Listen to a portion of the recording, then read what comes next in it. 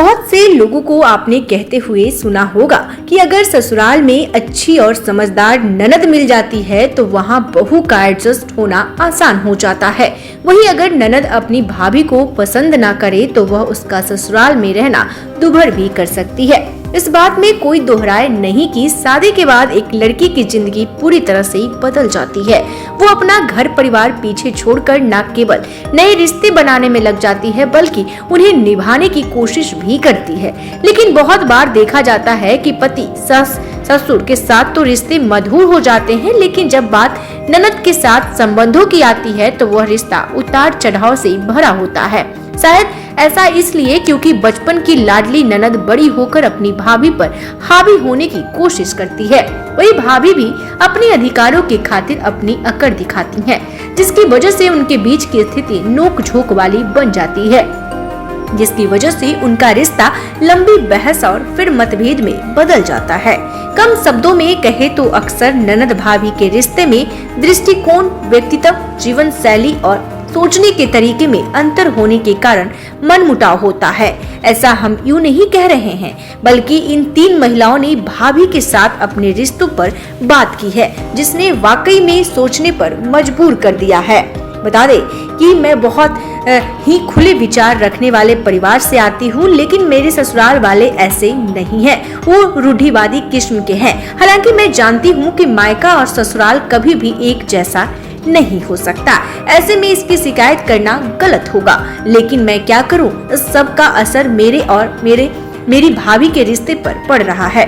दरअसल मेरे परिवार में पढ़ाई लिखाई को बहुत महत्व दिया जाता है। मेरे पिता और माता का मानना है कि हर लड़की को कामकाजी होना चाहिए, लेकिन मेरे ससुराल में ऐसा नहीं है। मेरे ससुराल वाले नौकरी वाली बहू नहीं चाहते। यही एक वजह भी है कि उन्होंने मुझे अपनी नौकरी छोड़ने और एक गृहिणी बनने के लिए मजबूर किया गया। हालांकि मेरे पति ने कम करने के लिए मेरे जुनून का समर्थन किया और उन्होंने यहाँ तक कहा कि यह पूरी तरह मेरा फैसला है, लेकिन मुझे पता था कि अगर मैंने नौकरी नहीं छोड़ी तो घर में खूब क्लेश होगा।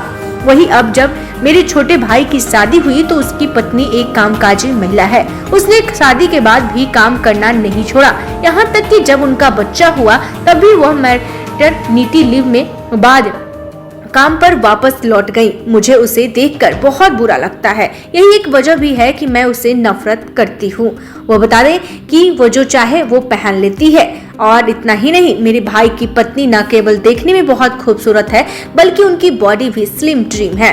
यही एक बात है जो मुझे अच्छी नहीं लगती। वो जो कुछ भी पहनती है उसमें ऐसे करती नजर आती है। वो हर एक आउटफिट को इतने कॉन्फिडेंस के साथ कैरी करती है कि उन्हें देख लगता है कि ये इन्हीं के लिए बना है। ऐसा पहली बार मुझे तब फील हुआ जब मैंने अपने एक सूट पहनने को दिया था जो मुझे बहुत सस्ता लग रहा था, लेकिन जब उन्होंने इसे पहना तो वह उन पर बहुत ज्यादा अच्छा लगने लगा।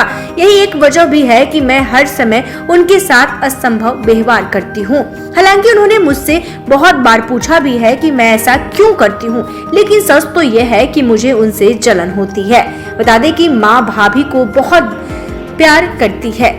दरअसल बता दें कि आमतौर पर आपने सास और सासों को अपनी बहुओं के खिलाफ साजिश करते देखा होगा, लेकिन मेरे घर में ऐसा नहीं है। मेरी माँ मेरे भाई की पत्नी को बहुत प्यार करती है।